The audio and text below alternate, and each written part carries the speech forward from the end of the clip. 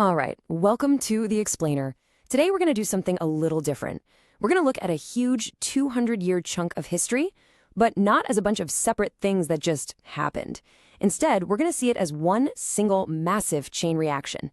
We're going to draw a straight line, believe it or not, from the steam engine all the way to the trenches of the world wars. It's all part of what we're calling the machine of destiny. So how do we even wrap our heads around an idea that big? Well, we're going to borrow a really powerful metaphor here. I want you to picture world history as this vast, sprawling factory floor. And the Industrial Revolution? That's the moment someone flipped the main power switch. Suddenly, all these gears start turning, and they're going to drive everything, and I mean everything, for the next 200 years, taking us from incredible progress to absolute devastation. So we've structured this whole story into 5 main acts. Think of it like a play. We'll kick things off with the spark. That's the moment of invention. Then we'll add the fuel, empire, rivalry, all that good stuff. After that comes the blast in 1914. We'll see how the embers smolder in the aftermath, and finally, we'll witness the inferno, the Second World War. Okay, so let's get into Act 1, the spark. Our story really kicks off back in the late 1700s. And you gotta understand, the Industrial Revolution, it wasn't just about a few new gadgets and gizmos. No way. This was the first massive gear in our machine of destiny. It was the thing that would change literally everything about how people lived, how they worked, and crucially, how they fought. And what's just mind-blowing is the speed of it all. I mean, one minute you have inventions like the spinning jenny, then next, Watt's steam engine is powering these gigantic factories. Production just explodes out of people's homes and into these huge new industrial centers. This wasn't some slow, gradual change. It was an absolute explosion of innovation that just turned the old world completely on its head. And you can't overstate how huge this shift was. I mean, society basically flipped upside down. We went from a world that was mostly rural, farm-based, to one that was all about cities and machines. People started pouring into cities looking for work, and this created whole new social classes, new capitalist systems. The very foundations of society were being torn down and rebuilt from scratch. But here's the thing about this new industrial engine. It was hungry. It had this insatiable appetite. To keep all those machines humming and to keep the money flowing, nations needed a never-ending supply of raw materials. We're talking cotton, rubber, you name it. And they needed new markets, new places to sell all the stuff they were making. This hunger, right here, is what kicks off the next act of our story. And that brings us to Act 2, the fuel. This desperate need for resources and markets, it directly lit the fuse for the age of new imperialism. You see, European powers just fall into this frantic scramble, trying to snatch up territories all over the globe. And in doing so, they were pouring gasoline, the fuel of national rivalry, all over a very small fire. The logic here is really a clear cause and effect. On one side, you have the industrial need for stuff, rubber, minerals, places to sell goods. And the effect?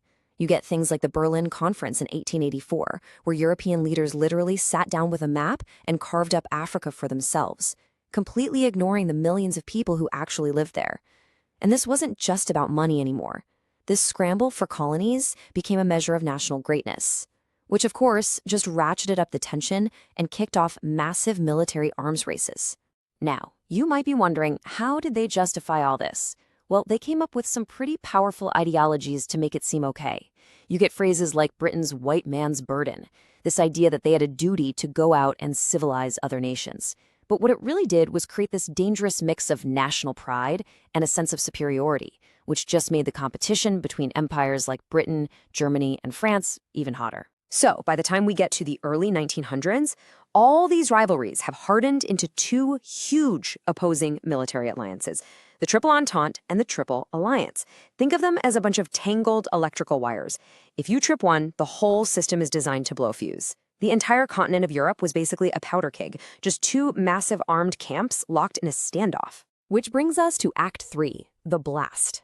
In 1914, that one little spark finally happened, an assassination in a city called Sarajevo. That's all it took to light the fuse. The machine, just completely overloaded with tension, with industrial power, with all this rivalry, it finally exploded. This was it, the Great War. You know, there's actually a pretty handy acronym historians use to remember all the deep-down causes of the war. MAIN. And we've pretty much touched on all of them, right? The militarism of the arms race, the tangled alliances, the imperial competition for colonies, and the supercharged nationalism that was fueling everything. The assassination of the Archduke, that wasn't the real cause. It was just the trigger that set the whole thing off. And here's the really dark twist. That same industrial engine, the one that built gleaming cities and connected the world with railways, well, it was now being used for something else entirely. It was mass-producing machine guns, heavy artillery, poison gas. This technology made it possible to kill people on a scale that was just unimaginable before. It turned the battlefields into industrial-scale slaughterhouses. And this was the result. 9 million military deaths. Just try to wrap your head around that number for a second. It's almost impossible. That was the staggering human price of the first catastrophic breakdown of our machine of destiny. So the war finally ends with the Treaty of Versailles. But instead of fixing the problem, instead of building a real lasting peace, it did the exact opposite. It basically planted the seeds for the next war. How? By hammering Germany with insane reparations payments and forcing them to take all the blame, the war guilt. All this did was create a deep, bitter resentment that would just sit there and simmer for the next 2 decades. And that leads us right into Act 4, the embers. The big explosion is over, the machine has broken down, but the heat is still there. These interwar years were just defined by economic chaos and political turmoil. And in that environment, all the unresolved anger from the First War allowed extremist ideas to smolder, just waiting for a chance to catch fire all over again. Honestly, you can draw a perfectly straight line from the end of World War I right to the start of World War II. Think about it. You've got the total humiliation of the Versailles Treaty. Then you pile on the worldwide economic disaster of the Great Depression. It was the absolute perfect storm. It created a vacuum that allowed extremist leaders like Adolf Hitler in Germany to sweep in with promises of revenge and restoring national glory. And the road back to war wasn't an accident. It was totally deliberate. Hitler just kept pushing the boundaries, testing the waters. He remilitarized the Rhineland. He annexed Austria. And each time he met almost no resistance from a world that was just terrified of starting another massive war.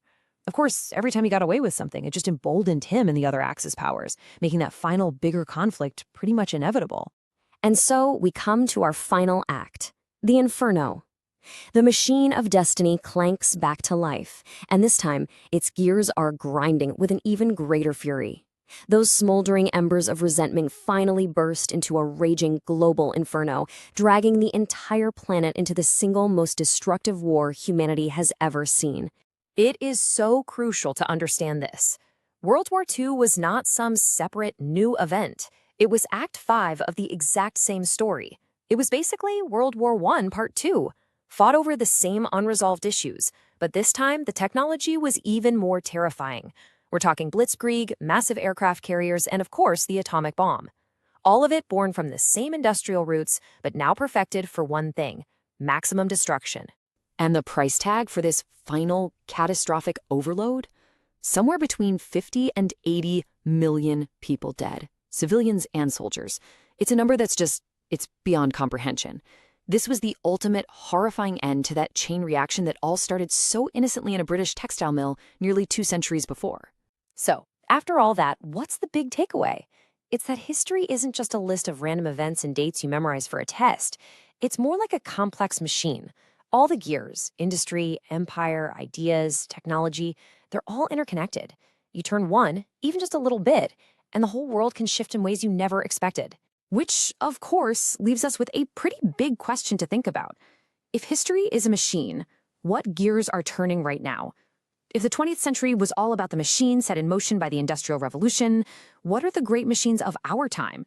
What gears of technology, economics, and new ideas are spinning today? And maybe more importantly, where are they taking